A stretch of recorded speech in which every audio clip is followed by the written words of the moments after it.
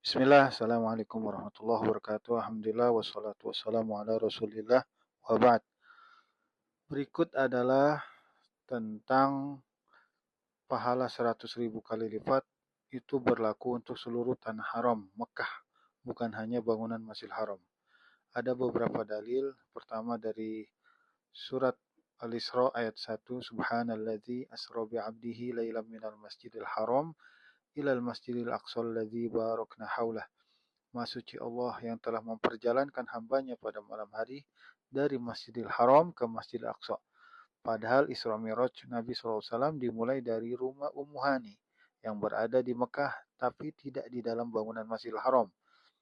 Ini menunjukkan bahwa istilah Masjidil Haram dalam Al-Quran mencakup seluruh tanah haram Mekah, bukan hanya area Ka'bah.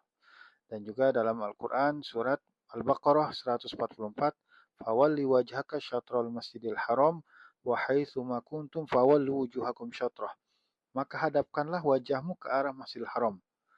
Di sini Masjidil Haram dipakai dalam makna Makkah secara keseluruhan atau arah kiblat, bukan hanya bangunan masjid di sekitar Ka'bah. Dan juga surat Al-Baqarah ayat 191, Allah Subhanahu wa taala berfirman, "Wala tuqatiluhum 'indal Masjidil Haram." Dan janganlah kalian memerangi mereka di sisi Masjidil Haram. Dalam tafsir Ibnu Katsir, istilah Masjidil Haram mencakup seluruh tanah haram Makkah. Dan juga di dalam surat Al-Hajj, Innal ladzina kafaru wa yasudduna 'an sabilillah wal Masjidil Haram alladzi ja'alna lin-nasi sawa'anil 'akifu fihi wal bad.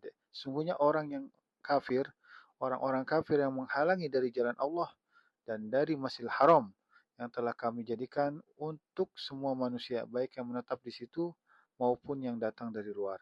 Al-Aqib artinya penduduk tetap Mekah.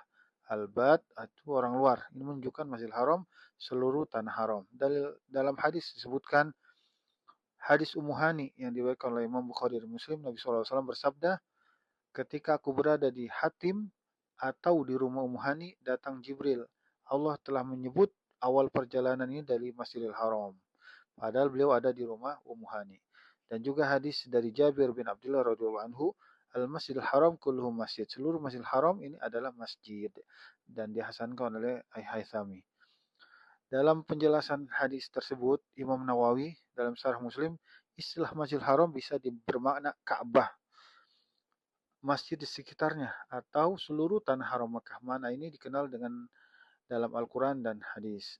Juga Imam Ibnu Qudamah rahimahullah, sholat di tanah haram Makkah memiliki keutamaan besar sebagaimana sholat di Masjidil Haram, karena semua dinamakan Masjidil Haram.